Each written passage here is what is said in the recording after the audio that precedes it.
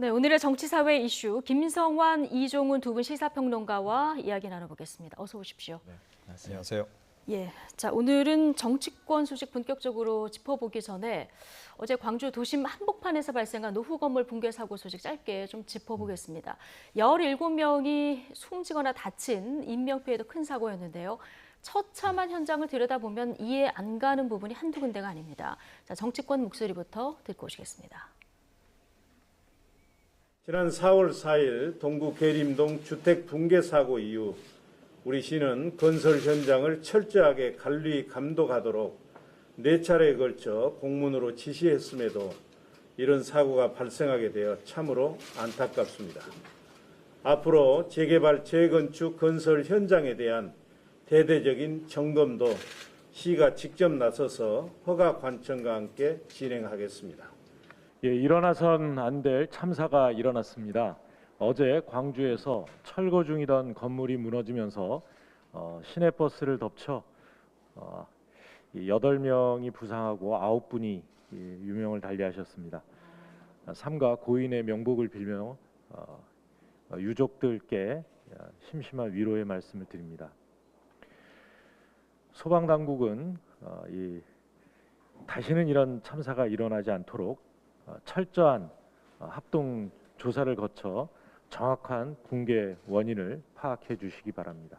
어제 오후 광주광역시에서 건물 붕괴 사고로 9명이 사망하고 8명이 중상한 것으로 현재까지 집계가 되고 있습니다.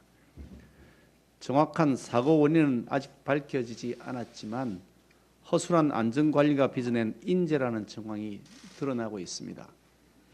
갑작스러운 사고로 가족을 잃은 유가족 여러분께 위로의 말씀드리며 돌아가신 분들의 명복을 삼가 빕니다. 부상당하신 분들 빠른 쾌유를 기원드립니다.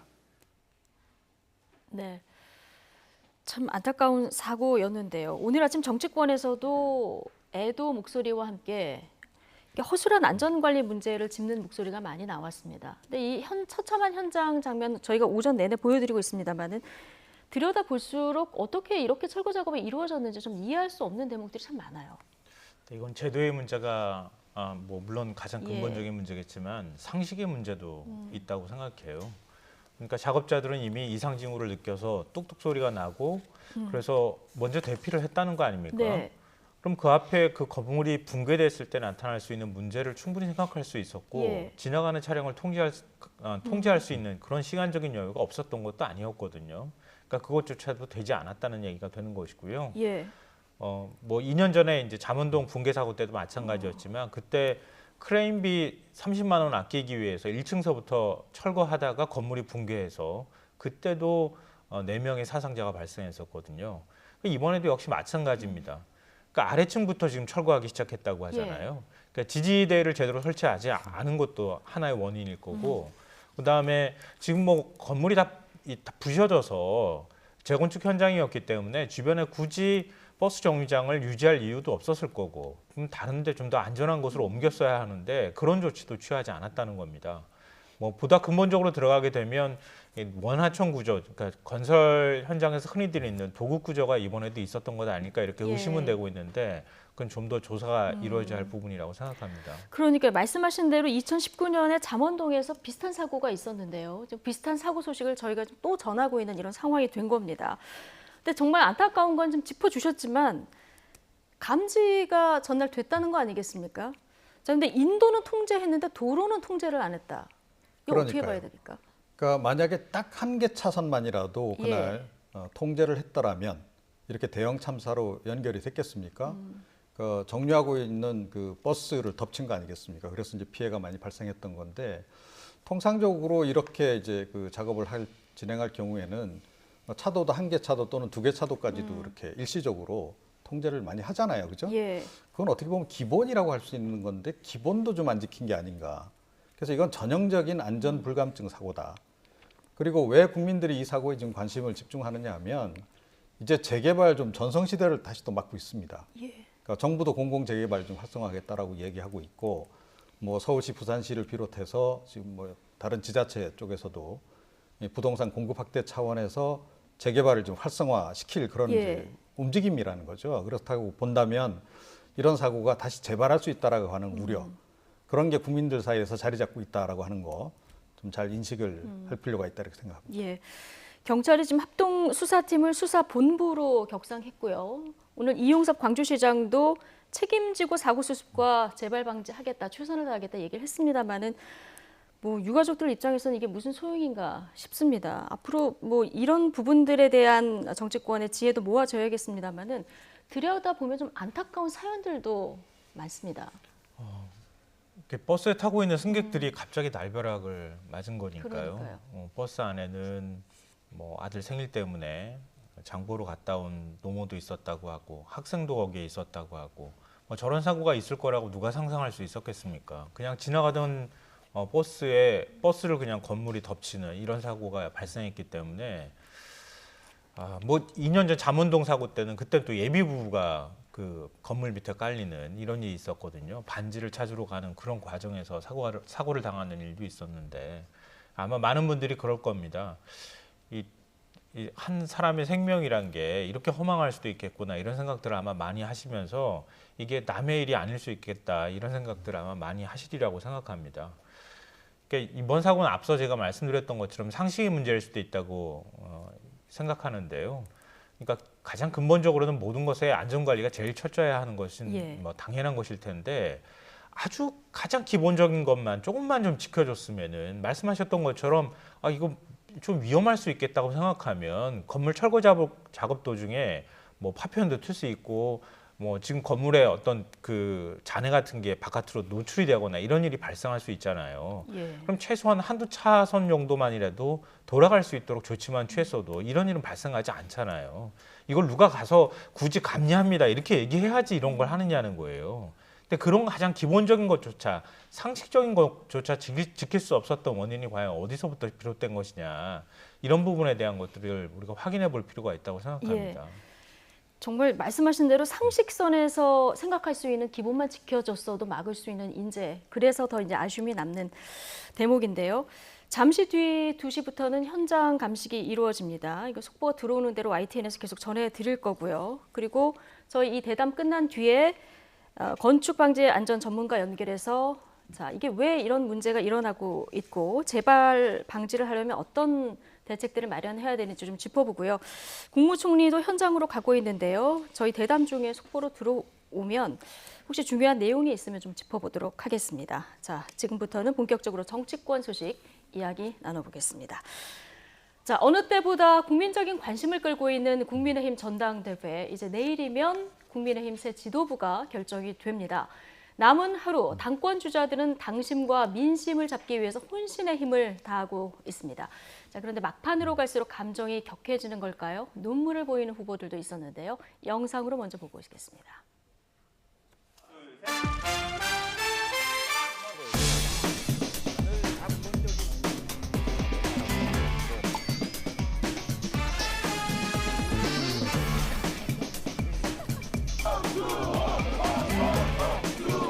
문재인 정부로부터, 민주당 정부로부터, 민주당으로부터 정말 무한한 핍박을 받았습니다.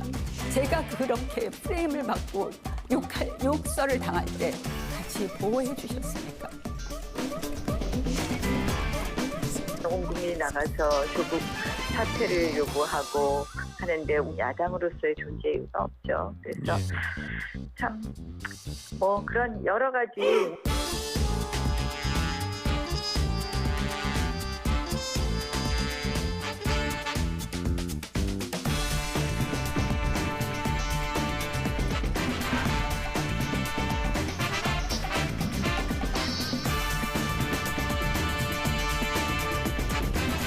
현란한 언어의 무시나 강경 투쟁을 성과로 포장하는데 현혹되지 마시고 진정한 승부사를 선택해 주십시오.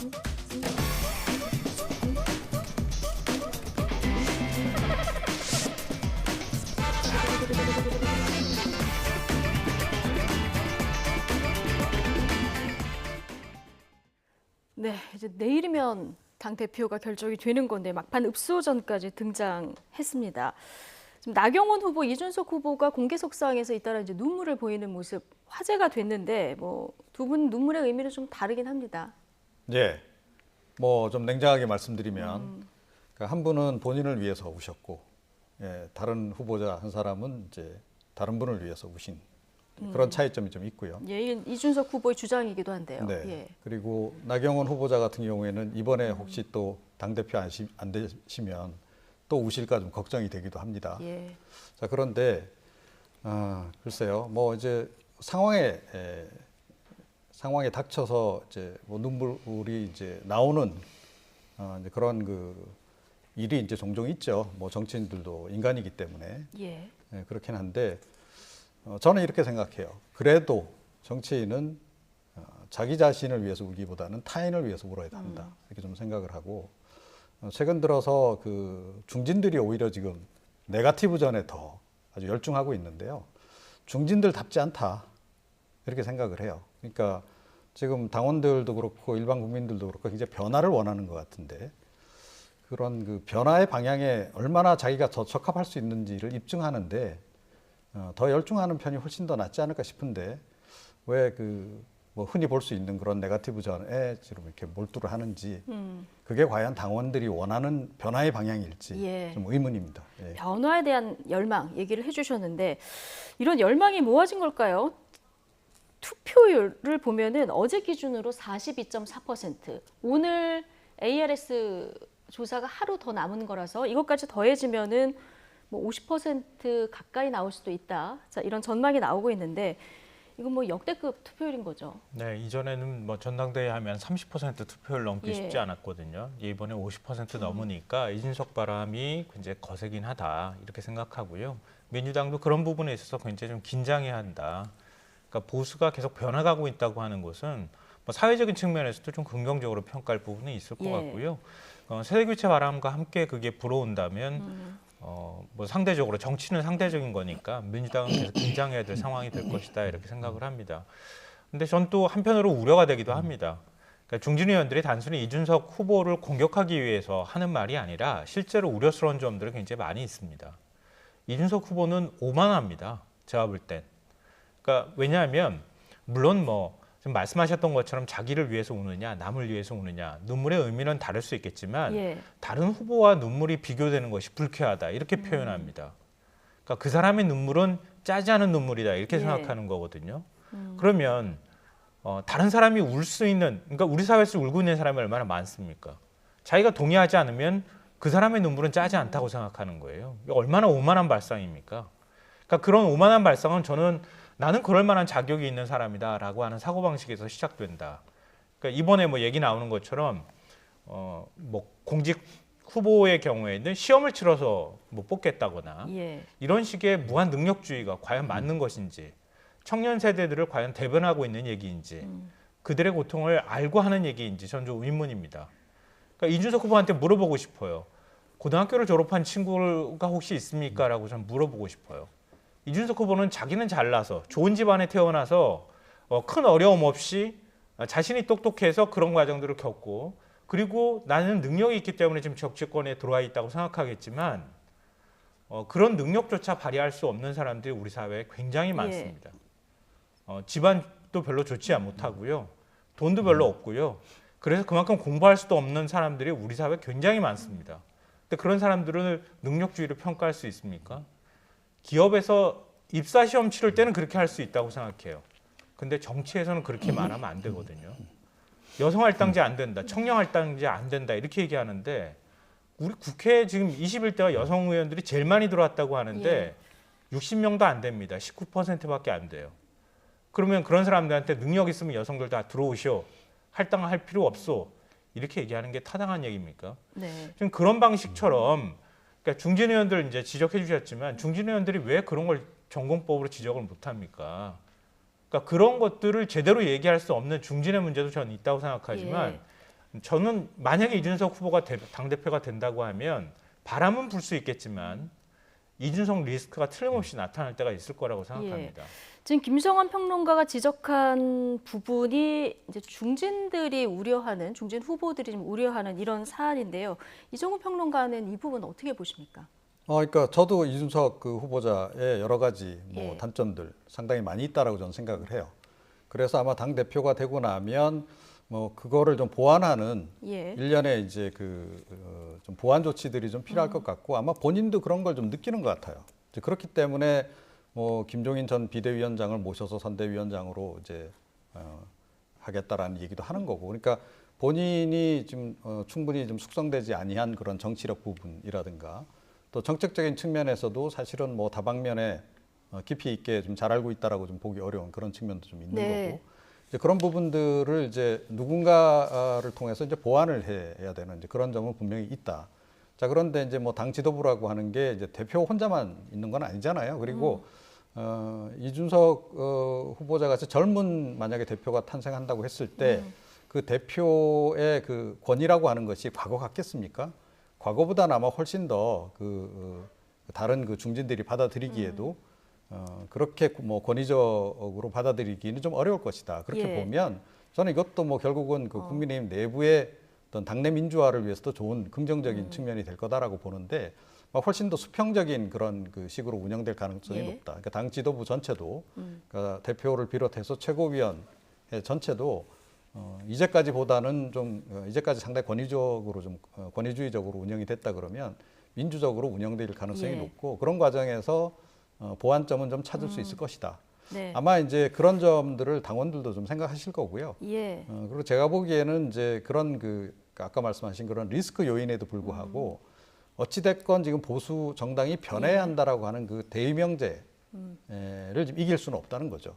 그래서 지금 여전히 이런 지금 일련의 이제 바람들이 좀 불고 있는 게 아닌가 이렇게 생각합니다. 예, 리스크도 있지만 긍정적인 측면을 당원들이 보고 있다. 네. 자, 이렇게 얘기해 주셨는데요. 어쨌든 지금 이례적으로 높은 투표율에 서로 내가 유리하다 이렇게 해석을 하고 있는데 결과가 어떻게 나올지 내일 좀 지켜보도록 하고요. 최근 이준석 돌풍으로 정치권에 지금 세대 교체 바람이 불면서 흥미로운 여론조사 하나가 있습니다.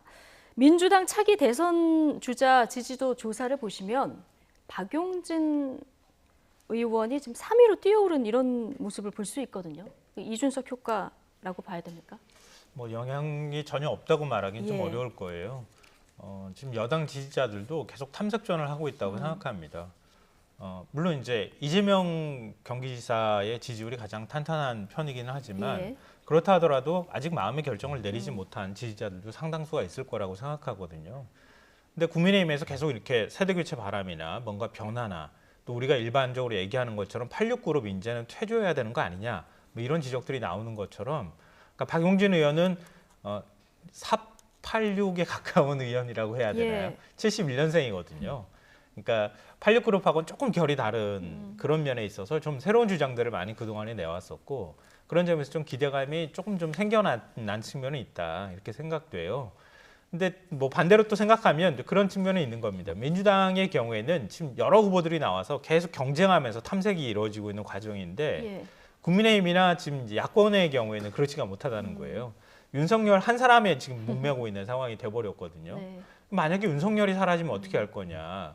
그것도 하나의 리스크가 될 예. 가능성이 굉장히 높고 국민의힘에 뭐 들어온다고 하는 보장도 사실은 지금 현재로서는 없는 상황이거든요. 끊임없이 어찌 보면 변죽을 울려가면서 들어올 것이다. 오히려 들어오고 싶어하는 들어올 사람의 생각보다는 들어왔으면 좋겠다고 생각하는 희망을 반영한 말들을 끊임없이 하고 있지만 나중에 가서 어떤 그림이 만들어질지 현재로서는 알 수 없거든요. 예. 뭐 다 걸게 한다고 생각하면 윤석열 한 사람한테 다 걸 수는 있겠지만 예. 그건 너무 위험한 게임이 아닐까 그런 생각도 예. 해봅니다. 어쨌든 박용진 의원의 3위 도약 이 부분 눈에 띄는데 이게 뭐 이준석 효과도 있겠지만 박용진 의원 아마 내가 대통령 후보로 도전하겠다 이것도 가장 먼저 선언을 네, 한 것 그렇죠. 같고요. 지금 뭐 정책들도 뚜벅뚜벅 발표하고 오늘도 국민자산 5억 성공 시대를 열겠다 기자회견을 열었어요. 네. 의외로 힘을 받을 수 있다라고 좀 생각합니다. 의외로 힘을 받을 수 예. 있다. 예. 그러니까 국민의힘에서 이제 갑자기 이준석 바람이 불면서 지금 이 민주당에 지금 과제가 하나 더 생겨버린 거예요. 예. 이제까지는 뭐 윤석열 바람만 차단하면 된다라고 생각했는데 이준석 바람까지 차단해야 되는 예. 이중 과제가 지금 생겨버린 거죠. 자, 그런데 기존에 이제 이재명 경기지사라든가 뭐 이낙연 전 총리라든가 이런 카드로 이걸 막을 수 있겠는가 하는 거에 대해서 회의를 좀 갖기 시작한 거 아닌가 저는 그렇게 생각해요. 자, 그래서 조금 더 젊은 카드가 필요하다라고 생각을 한 것 같고 최종적으로 그 카드로 이제 뭐 지금 민주당의 당원들이 다 그쪽 표심으로 몰려갈지는 모르겠으나 현 단계에서는 일단은 바람을 좀 불러일으키기 위해서라도 좀 젊은 피 수혈은 좀 필요하다라는 생각을 하는 것 같아요. 지금 현 단계에서는. 그래서 일부러라도 박용진 후보 같은 사람을 좀 띄워야 되는 거 아니냐라고 하는데 어느 정도 공감대가 좀 형성돼 있다 보니 이런 현상이 좀 나타나고 있다. 그러니까 박용진 후보자는 장점이 좀 있잖아요. 그 민주당 내에서는 그래도 온건파고 중도 외연 확장이 좀 가능한 소신 발언도 하고. 그렇죠. 그런 인물입니다. 그래서 지금 어떻게 보면 그런 측면에서 좀 간택을 받은 측면이 없잖아 있다 이렇게 생각합니다. 그런 의미에서 박용진 의원이 앞으로 더 힘을 받을 수도 있다. 네. 자, 이런 분석을 해주셨습니다. 어쨌든 변해야 산다. 이건 뭐 국민의힘이든 뭐 민주당이든 이런 바람이 좀 불고 있는 건 맞는 것 같은데요. 국민의힘 차기 당대표 누가 되든 첫 리더십 평가는 지금 최근 현안으로 떠오는 국회의원 부동산 의혹 전수조사가 될 가능성이 큰데요. 어제 국민의힘은 여러 논란에도 감사원에 자당 의원들의 부동산 투기감사 청구서를 제출했죠. 자, 오늘 약간 기류 변화는 있습니다만 당권 주자들은 이 문제 어떻게 보고 있는지 이 얘기 먼저 듣고 오시죠. 민주당이 권익위에서 받았던 조사보다 훨씬 더 국민들에게 신뢰를 줄 수 있는 주체에 의해서 받아야 되고요. 무엇보다 더 엄격해야 됩니다. 감사원의 감사는 좀 법적으로 문제가 있는 것으로 보입니다. 부득이 특위를 구성하는 것이 맞다고 생각을 하고요. 지금도 정상적인 절차는 국회 공직자윤리위원회에서 하되 전문성을 가진 외부 인사 전원으로 특위를 구성하든지 아니면 필요하다면 특별 입법을 통해서라도 전수조사할 필요가 있는데 법리상 어렵다면은 전 권익위에서 못 받을 이유가 없다고 봅니다. 민주당 출신이 권익위원장이긴 하지만 그 밑에서 일하는 그 공무원들의 그 사명감을 우리는 믿어야 된다고 생각을 합니다. 예. 지금 얘기를 듣고 왔습니다만 종합해 보면 빅3 세 분은 특위를 구성하자 이런 쪽으로 의견이 모이는 것 같고요. 그리고 조경태, 홍문표 의원은 권익위 조사 못 받을 거 없다 이렇게 모이는 것 같은데 자, 오늘 아침에 들어온 소식에 의하면 국민의힘도 지금 굳이 감사원에서 국회의원 조사 못 한다는데 왜 감사원을 고집하냐 이런 분위기가 당내에서도 감지가 됐는지 권익위 조사도 검토하겠다 이쪽으로 좀 방향이 좀 틀어진 것 같습니다. 국민의힘은 그동안에 알토란처럼 쌓은 자산 다 날려먹었습니다. 앞으로 내로남불 얘기하기가 굉장히 어려울 겁니다. 결과는 또 지켜봐야 되겠지만 일종의 국민의힘이 4.7 재보궐선거에서 승리할 수 있었던 원인은 송영길 대표가 진단했던 것처럼 내로남불과 언행불일치였어요. 실패했던 재보선에서 민주당의 실패했던 건. 그런 프레임이 결국 작동했고 그거에 대한 거부감이 상당히 많이 생겼거든요. 근데 지금 국민의힘이 그렇게 쌓아왔던 공든탑을 한꺼번에 지금 무너뜨려 버렸잖아요. 앞으로 권익위한테 조사 맡겨가지고 그 결과 나온다 하더라도 아마 내로남불이라는 말을 하기 쉽지 않을 겁니다. 다음번 대선 때 굉장히 중요한 하나의 중요한 무기를 지금 날려버리고 있는 겁니다. 그러니까 왜 이런 식의 태도를 취하는지 좀 이해하기가 어렵고요. 민주당에서 그렇게 받아가지고 갔다고 하면 국민의힘이 얼른 받아줬어야죠. 근데 왜 그러면은 저렇게 할 수밖에 없었는가? 끊임없이 의심이 뭉게뭉게 피어오르는 거예요. 작년 경실련이 발표한 거 보면 국회의원들 부동산 자산 상위 10명 중 7명이 국민의힘입니다. 민주당이 2명이고 나머지 무소속이 1명입니다. 아, 부동산 문제에 자유롭지 못하니까 저러는구나. 이렇게 생각할 수밖에, 의심할 수밖에 없는 상황을 만들어 놨다. 권익위에서 앞으로 조사하는 데까지는 또 시간이 걸릴 거예요. 민주당도 지금 한 2달 가까이 시간 걸렸잖아요. 2달 뒤면은 지금 시점으로 따진다 하더라도 한 8, 9월쯤 될 거예요.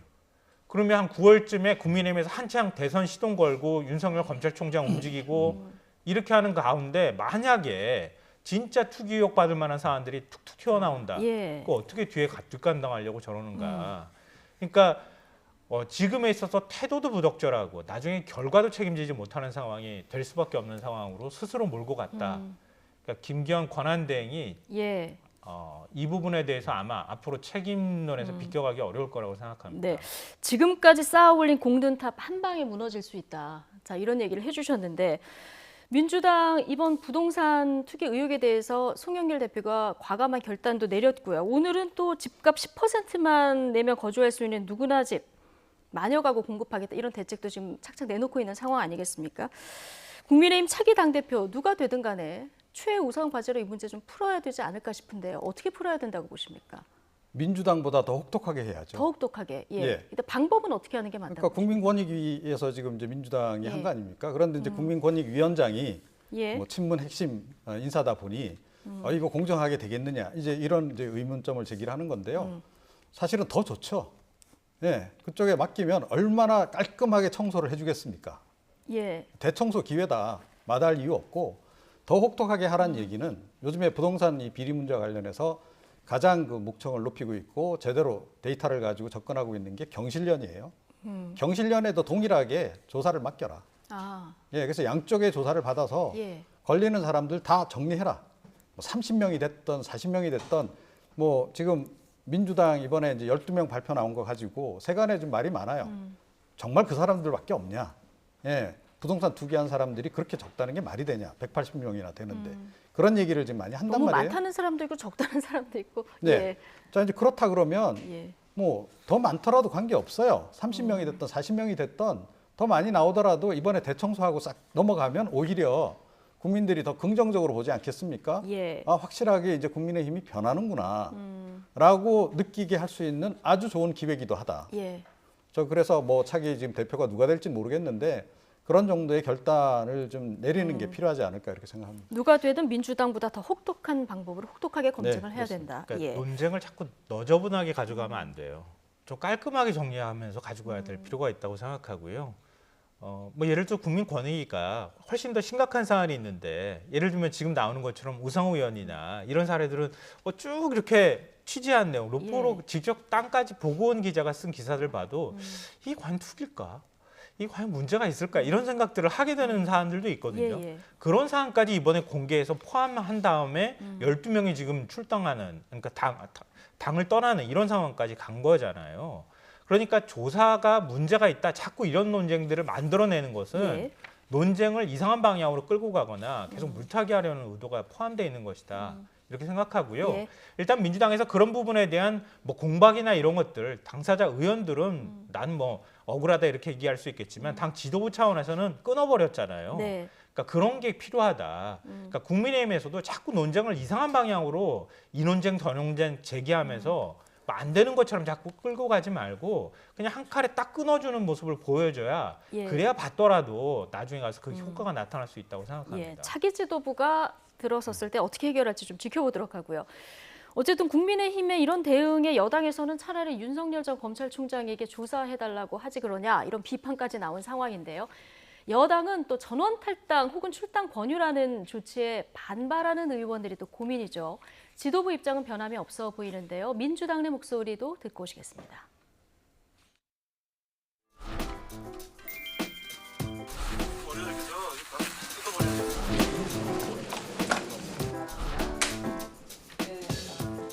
송영길 대표가 당의 대표로서 그 처지나 그 충정이나 신경 제가 모르는 바 아닙니다. 그런데 결과적으로 지금 야당 압박력 불쏘시개 희생양 비슷하게 지금 상황이 몰렸어요. 공천을 탈락시킨 것도 아니고 국회의원직을 박탈한 것도 아닙니다. 정말 떳떳하게 국민과 같은 입장에서 해명하고 돌아온 한두 달 정도의 그 고통은 우리 당을 위해서 감수해야 될 것이다 이렇게 봅니다. 저는 우리 의원들께서 선당 후사로 수용할 것이라고 기대하고 있습니다. 자진 탈당을 만약에 안 하면 어떻게 됩니까? 예. 근데 이미 뭐 당 지도부에서 이야기를 했듯이 이 문제에 대해서는 만약 본인들이 탈당을 않겠다고 하면은 아마 이제 당에서 뭐 징계위원회 이런 게 열릴 겁니다. 열리겠지만 이미 지도부 입장에 나간 상태에서 아마 좀 제명적으로 의견이 나올 가능성이 높죠. 예. 자, 송영길 대표 명단 안에 40년직의 우상호 의원도 포함이 돼 있어서 이 명단 혼자 알고 밤잠을 못 이뤘다. 자, 그럼에도 불구하고 이제 결단을 내리는 건데요. 그러면서 선당 후사의 정신을 강조하지 않았습니까? 몇몇 의원들 반발은 지금도 계속되고 있어서요. 어떻게 앞으로 흘러갈까요? 송 대표도 얘기한 것처럼 억울한 의원들이 있을 수 있다는 거예요. 그러면 나가서 경찰이 무혐의 판단 내리거나 이렇게 하면 다시 복당하면 됩니다. 그러니까 그게 뭐 큰 어려움이 있는 문제는 아니거든요. 물론 본인 스스로는 문제가 없는데 문제가 있는 것처럼 생각하는 국민들이 많아질 테니까 그런 면에서는 굉장히 좀 우려스러운 부분들도 있을 텐데 민주당이 대선을 생각한다고 하면 그러니까 그런 부분들은 격가지 논쟁에 불과하다. 그동안에 제대로 보여주지 못했던 과오가 굉장히 많이 있기 때문에 그런 것들을 이번 기회에 끊고 가겠다는 거잖아요. 그런 당의 기조나 또 앞으로 민주당이 정권 재창출을 해야 한다고 하는 그 당위나 이런 것들을 생각해 본다면 다소 억울하더라도 받아들이는 게 맞다. 그리고 나가서 그렇게 긴 시간이 걸릴 거라고 생각하지 않거든요. 결백 입증하고 다시 들어오면 됩니다. 그러니까 그런 면에 있어서 지나치게 반발하는 것은 맞지 않다고 보고요. 뭐 우상호 의원 사례도 자꾸 언급이 되고 그렇게 얘기가 되고 있지만 의원 입장에서는 좀 뭐 개인적으로는 억울할 수 있다고 생각해요. 그런데 당 생각하고 만약에 친구인 당대표를 또 생각한다면 당의 조치를 받아들이는 게 일단은 맞다고 생각합니다. 송영길 대표도 이게 이제 징계 결정은 아니다 이런 점을 이제 분명히 했는데 한병도 의원 얘기 앞서 듣고 오셨습니다만 본인들이 계속 받아들이지 않는다. 지금 탈당 권유 아니겠습니까? 그러면 제명까지 할 수 있다 이런 얘기를 했는데 자 이렇게까지 갈까요? 그렇게까지 가기는 어렵겠죠. 일단 뭐 12명 모두 다 억울할 겁니다 아마. 안 억울한 사람이 누가 있겠습니까? 당연히 이제 또 설령 실제로 뭐 그렇게 투기를 했다 하더라도 그렇게 항변을 이제 할 수밖에 없는 거고 이제 그렇게 봐야 되는 건데. 이분들이 지금 이렇게 막 열심히 항변하는 거는 또 다 이유가 있어요. 나중에 이제 복당할 때를 대비한 일종의 명분 쌓기를 또 해놓는 예금을 좀 들어놓고 나가는 이제 그런 측면도 좀 있습니다. 그래서 궁극적으로는 제가 보기에는 다 이제 이 기본 방침에 따를 거다라고 저는 생각을 하고요. 그리고 뭐 제가 보기에는 뭐 이 가운데 적잖이 다시 또 복당할 가능성이 높지 않나. 그러니까 뭐 우리가 그 동안에도 이제 많이 봐왔습니다만 국회의원들 보면. 뭐 앞에서는 굉장히 뭐 크게 징계할 것처럼 그렇게 서로 얘기를 해도 여야 불문하고 결국은 뭐 징계도 제대로 안 하고 흐지부지 됐던 뭐 서로 봐주게 하는 그런 식의 그 행태들을 많이 봤는데 이번에도 뭐 크게 다르지는 않을 거다 이렇게 저는 생각을 합니다. 자 12명 의원 가운데 윤미향 의원은 지금 비례대표잖아요. 그래서 이제 출당 조치가 내려졌는데 그런데 윤 의원 남편이 당 지도부를 향해서 대선을 앞두고 잘 짜여진 각본처럼 놀아난다. 자, 이런 발언을 했는데 이거 어떻게 보십니까? 남편이 누군지도 좀 궁금하고요. 윤미향 의원이 얘기하면 되지 왜 남편이 얘기합니까? 남편이 대변인입니까? 윤미향 의원은 정치인으로서 별로 자격이 없어요. 제가 볼 때. 이 정도 전문 감각도 없는데 어떻게 정치인으로서 제대로 역할을 합니까? 시민단체 활동가로서는 평가를 받을 수 있겠지만 국민적 인식이나 이런 것들이 좋지 않은 상황인데 남편까지 굳이 나서서 이렇게 얘기해야 되는 겁니까? 남편이 이런 입장 내겠다고 하더라도 말렸어야지 맞는다고 생각하고요. 부동산 특이 의혹이라고 지금 얘기하지만 여러 가지 혐의 나오잖아요. 농지법 위반 문제도 포함돼 있고요. 부동산 투기 의혹도 있고 지금 이제 윤미향 의원의 경우에는 부동산 실명제법을 위반했을 가능성이 높다 이렇게 얘기를 합니다. 그러니까 자신의 명의가 아니라 지금 시어머니 명의로 만들고 자신의 명의로 만드는 과정이 또 중간에 있었거든요. 그러니까 그러면 그거는 실명으로 부동산을 취득한 거라고 보기 어려운 측면이 있단 말이에요. 그럼 법 위반의 소지가 충분히 있습니다. 본인 스스로도 그렇게 밝혔어요. 부동산 실명제법 위반이라고 하나보다 이런 걸 달게 받겠다 이렇게 얘기합니다. 그럼 떳떳한 건 아니잖아요, 솔직히. 근데 뭐가 그렇게 떳떳합니까? 그런데 난 부동산 투기는 아니다. 투기 아니면 다 면죄부입니까? 그건 아닌데 왜 이런 식의 태도를 보입니까? 당이 이 힘든 와중에서 결정을 내리는 상황이었다고 하면 예를 들어서 아예 의원직 배지를 뗄 수도 있었을 텐데 그렇지 않고 출당 조치 시켰잖아요. 그럼 나중에 가서 자연스럽게 그 결과 받고 들어와도 되는 것인데 이렇게까지 반응을 보여야 할 필요가 있겠는가? 아직도 시민단체 활동가라고 생각하고 남편은 뭐 수원 지역에서 그 작은 언론사를 운영하고 있다고는 알고 있는데 아무리 그렇다 하더라도 이런 식의 태도를 보이는 것은 저는 바람직하지 않다고 생각합니다.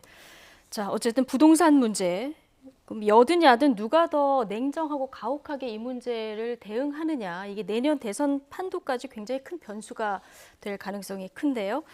자, 인물로 보면은 윤석열 변수 대선 구도에서 짚어보지 않을 수 없는데 마지막으로 어제 첫 공개 행보를 보인 윤석열 전 총장 이야기 잠깐 해보겠습니다. 첫 공개 행보라서 어떤 메시지를 낼까 관심이 높았는데요. 영상으로 먼저 보고 오시겠습니다.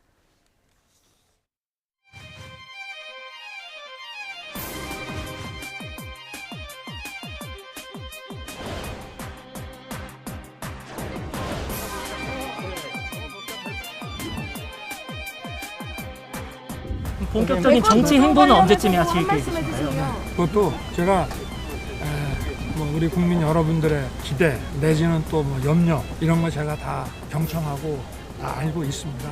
여러분이 좀 지켜봐 주시기를 부탁드립니다. 이제 제가 걸어가는 길을 보시면 차차 아시게 되지 않겠나 싶습니다.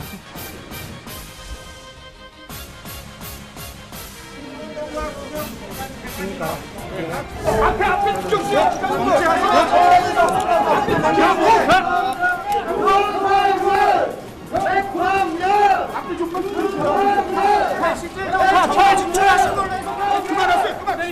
뭐 공식적인 정책 뭐 언제 하실 생각인가요? 앞에 들어오지 마세요. 질문 하나만 말하세요. 자.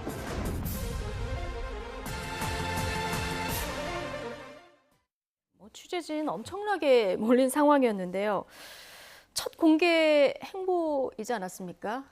어떤 메시지를 내놓을까 굉장히 관심이었는데 정치적 행보 관련해서는 국민의 기대 내지 염려를 경청하고 있다. 굉장히 원론적인 답변만 들을 수 있었습니다. 저런 공식 행사에 참석한 것 자체가 메시지죠. 참석한 것 자체를 메시지로 보면 된다. 예. 저한테도 뭐 기자들이 전화 와가지고 뭐 공식 행보 언제부터 시작할까요? 그러는데 이미 시작한 것 같은데 제 눈에는 왜 지금 자꾸 그런 질문을 저한테 하느냐라고 제가 오히려 반문을 지금 하고 있거든요. 아니 지금 뭐 여야 지금 정치인들 지금 만나고 있잖아요. 예? 국민의힘 정치인 벌써 여러 명 만났습니다. 정치인을 만나기 시작한 건 이미 정치 활동을 시작했다라는 얘기다. 그렇게 이제 봐야 되는 거고, 다만 이제 언론에 이제 공식적으로 노출이 안 됐다 뿐이지. 자, 그런데 이제 어제 이제 언론에 처음 이제 노출되는 자리다 보니까 기자들이 굉장히 관심이 이제 많았었던 거죠. 그런데 이제 가서 별로 이제 기자들 입장에서 보자면 건진 게 없는 거예요. 뭔가 뭐 중요한 메시지가 나올 줄 알았는데 별 얘기가 없었다. 이제 그런데 제가 조금 전에 말씀드렸듯이 공식 활동을 시작했다라는 것 자체가 일단 메시지인 거고요. 그 다음에 이제 뭐 기자들이 가장 궁금한 거는 국민의힘에 언제 입당하느냐, 또 언제 대권 출마 선언하느냐, 이제 이거 아닌가 싶어요. 그런데 아니 그 국민의힘 아직 지금 당 지도부도 결정이 안 됐는데 어떻게 입당 여부를 벌써 얘기를 할 수 있겠습니까? 게다가 그리고 어느 정도 준비가 끝나야 뭐 입당 여부까지 다 포함해서 그런 것까지 정리가 돼야 대선 출마 선언도 공식적으로 할 수 있는 거 아닌가요? 그래서 지금 아직 지금 이제 어떻게 보면 이제 뜸도 덜 돌았는데 벌써 지금 밥 뚜껑 열어서 지금 밥을 지금 퍼시려고 한다. 저는 그렇게 생각을 좀 합니다. 자, 행보 자체가 메시지였다 이렇게 보면 된다. 자, 이런 해석을 주셨는데 어제 했던 얘기들 중에서 눈에 띄는 대목을 좀 보면 노블리스 오블리주 이 얘기하고요. 그다음 케네디 전 미국 대통령 발언 인용한 이 부분이 좀 눈에 띄는데 김성환 평론가께서 이 발언들의 행간을 좀 읽어주신다면요. 왜 어제 이런 발언들을 했을까? 일부러 언급하려고 했겠죠. 미리 마음의 준비를 했었을 거라고 생각하고요. 뭐 우당의 삶과 같이 비교하면서 현 정부를 간접적으로 비판할 수 있는 좋은 수단이 될 것이다 아마 생각을 했을 거라고 생각합니다. 말씀하셨던 것처럼 이미 정치 행보는 시작을 했는데요. 정치인은 아닌 거죠. 그러니까 정치인이 되겠다고 말한 적은 없으니까 아직도.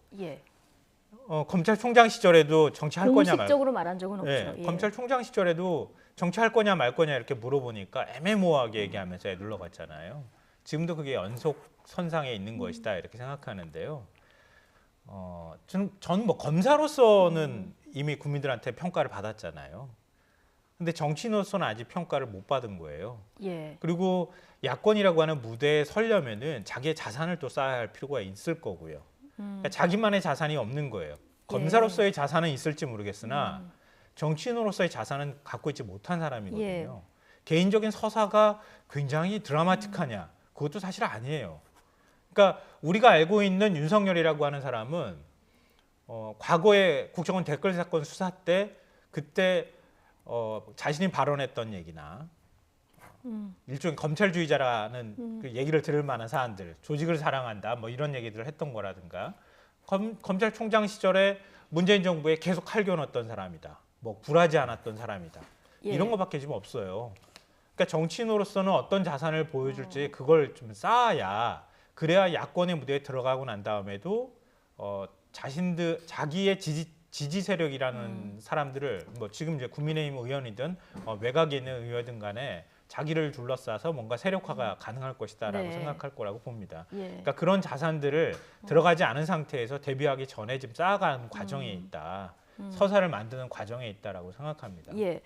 자, 김성환 평론가 얘기한 대로 지금 어제 별다른 속 시원한 답변을 듣지 못하다 보니까 대통령 후보로 좀 준비가 덜 된 거 아니냐, 이런 지적도 나오고, 계속 전언만 전해지고 뭔가 명확한 입장을 못 듣다 보니까 이게 좀 피로감이 높아지는 거 아니냐, 이런 지적도 있습니다.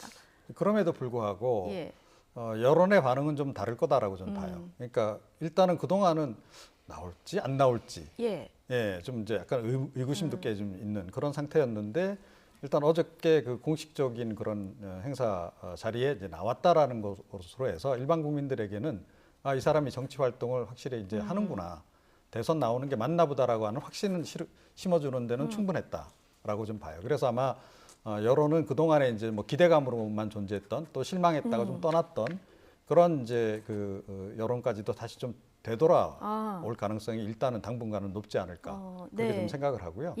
뭐 당연히 이제 뭐 정치인으로서는 부족한 점이 많죠. 뭐 평생 검사를 하셨고 또 진짜 검사라고 저는 보는데, 그런 사람이 갑자기 정치를 하는데 어느 날 갑자기 뭐 정치가 구단이 되겠습니까? 그건 이제 어려운 거고, 그걸 이제 갖춰나가는 과정이고, 그걸 또 이제 뒤에서 이제 뒷받침을 해주고, 입당 얘기도 나오는 게 뭐냐면, 결국 이 정당의 어떤 그 조직적인 그 지원을 받지 않으면 본인이 대권으로 가기 어렵다는 판단도 작용하기 때문에 사실은 이제 그런 입당 얘기도 좀 나오는 거거든요.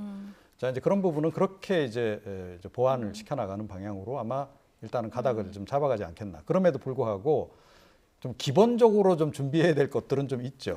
그러니까 뭐 핵심 측근들, 그래서 본인의 정치 행보와 관련해서 정말로 이렇게 좀 제대로 조언을 해줄 수 있는 그런 이제 자문 그룹 정도는 갖춰놓고 이제 시작을 해야 하지 않겠습니까? 이제 그런 부분 때문에 그동안 이제 준비를 해왔던 것 같고, 이제 그게 좀 완결되는 좀 상황이 온 거 아닌가, 그렇게 생각을 하고요. 그런데 일단 뭐 본인은 그렇게 준비가 됐다 하더라도 정치권에서도 준비가 돼 있느냐는 거죠. 그러니까 예를 들어 국민의힘 같은 경우에는 당장 지도부가 일단 서야 되는 거고, 지도부도 윤석열 전 총장을 어떤 조건 하에서 어떻게 받아들일지, 어떤 시기에 받아들일지 결정이 돼야 그다음에 대화가 서로 이루어질 수 있는 거 아니겠습니까? 그래서 현 단계에서는 윤 전 총장이 뭐라고 딱히 딱 분명하게 이야기를 선을 그어서 하기 얘기를 할 수 어려운 있는 건 좀 한계가 있다는 네, 말씀이신데요. 그렇습니다. 어쨌든 여러 논란에도 불구하고 오늘 나온 차기 대선 주자 선호도를 봤더니 윤 전 총장 지지도가 또 큰 폭으로 올랐습니다. 물론 이제 대선 주자 지지도 조사할 때마다 출렁출렁합니다만은 지금 30% 중반대를 보였고요. 이재명 지사하고는 오차 범위 밖까지 벌어진 이런 상황을 볼 수 있거든요. 물론 이건 이제 오늘 나온 여론조사만 그렇습니다만 어떻게 보십니까? 그러니까 어제 모든 관심이 윤석열 총장한테 쏠렸잖아요. 근데 그게 사실 반영이 된 측면이 있다. 그러니까 조사를 바로 한 시점이 어제라고 제가 알고 있는데요. 그러니까 그런 측면에서 언론의 관심이 자연스럽게 윤 전 총장에 대한 관심으로 연결이 된 측면이 있다고 생각하고요. 앞으로 이제 이런 방식으로 한번 등장할 때마다 이렇게 출렁출렁하는 모습들이 계속 나타나면서 어느 정도 안착해가는 과정이 있을 거라고 보거든요. 그러니까 출렁한다는 얘기는 윤 전 총장에 대한 기대감이 높아졌다가 또 실망했다가 이런 왔다 갔다 하는 사람들이 아직도 많이 있다고 하는 거니까 지지율 측면에서는 그렇게 썩 좋은 지지율로 표현되고 있다라고 생각하지는 않습니다. 근데 윤 전 총장이 만약에 앞으로 정치한다고 하면은 반기문 전 총장도 마찬가지지만 본인 스스로가 잘못했다기보다는 메시지 관리 잘못해서 결국 무너지는 거거든요. 윤 전 총장 지금 뭐 처음으로 지금 제가 서점에 가서 보면 윤 전 총장과 관련된 책이 많이 나와요. 많이 나오는데 윤 전 총장 측하고 교감을 가진 책이 다음 주에 나온다, 이런 얘기가 나오는데 벌써 그 내용이 보도가 돼요. 원래 나는 보수주의자라는 얘기를 평소 사람들한테 하고 다녔다. 박근혜 전 대통령 유세장에 가가지고 부친하고 같이 유세장에 갔다. 뭐 이런 얘기들이 벌써 흘러나옵니다. 지지율에 도움 되겠나요? 저는 별로 도움 되지 않을 것 같거든요. 그런 얘기 나온다거나.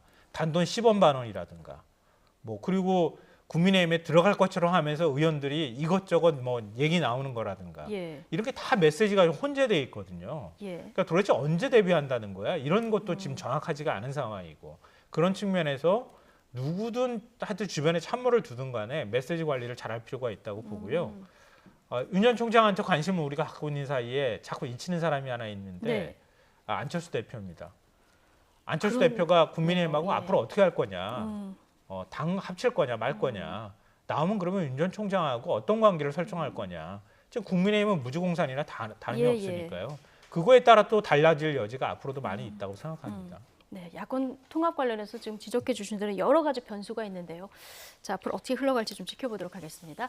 김성환, 이종훈 오늘 두 분 시사평론가와 함께했습니다. 고맙습니다.